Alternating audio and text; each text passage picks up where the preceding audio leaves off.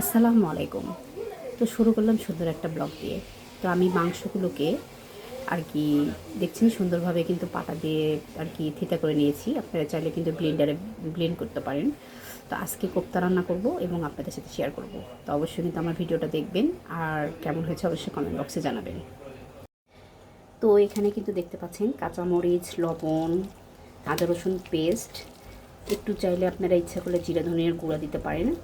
তো আমি কিন্তু এখানে আর কি সব কিছুই দিয়েছি, দিয়ে সুন্দরভাবে এভাবে কিন্তু মাখাতে হবে। যত মাখাবেন তত কিন্তু জিনিসগুলোর ভিতরে আর কি ঢুকে যাবে কাবাবের ভিতরে। তো এভাবে মাখাবেন। তো এর সাথে এখন আপনারা চাইলে ডিমও অ্যাড করতে পারেন, আর অবশ্যই ময়দা তো দিতে হবে। তো আমি কিন্তু কোনো দিন করিনি, আজকে জীবনের প্রথম, জানি না কেমন হবে। তো অবশ্যই কিন্তু আপনাদের সাথে ভিডিওটা আর কি শেয়ার করব, এবং অবশ্যই আপনাদের ভালো লাগলে লাইক কমেন্টস করবেন, আমার চ্যানেলটাকে আমার পেজটাকে অবশ্যই সাবস্ক্রাইব করে দেবেন আর ফলো দিয়ে রাখবেন। তো দেখেন আমি কিন্তু সুন্দরভাবে আর কি মাখিয়ে নিচ্ছি। এখানে কিন্তু বললামই তো জিরা ধনিয়ার গুঁড়া, লবণ, হলুদ, মরিচ, কাঁচামরিচ, এবং সেই সাথে কিন্তু আপনারা চাইলে এখানে কিন্তু গোলমরিচও অ্যাড করতে পারেন, বিট লবণ অ্যাড করতে পারেন, মানে বিট লবণ না, গোলমরিচ অ্যাড করতে পারেন।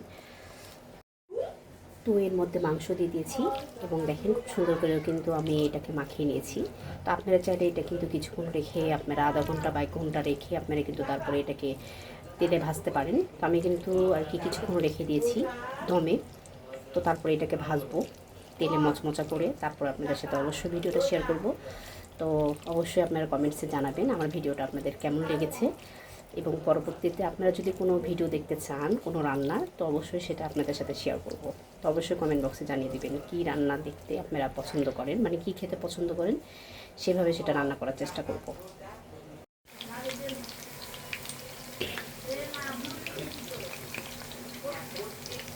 তো তেলের মধ্যে দিয়ে দিয়েছি, দেখেন এর কালারটা কিন্তু চলে আসছে লাল লাল। তো অবশ্যই কিন্তু আমার ভিডিওটা কেমন হচ্ছে জানাবেন। আর যেহেতু প্রথম আমি আজকে এই কাবাবটা তৈরি করছি, একটু তো ভুল ত্রুটি হতে পারে, পরবর্তীতে ঠিক হয়ে যাবে। তো অবশ্যই কিন্তু আমাকে সাপোর্ট করবেন আপনারা। আর আপনারা কী রান্না খেতে পছন্দ করেন অবশ্যই কমেন্ট বক্সে জানাবেন। তো দেখেন প্রায় কিন্তু হয়ে আসছে,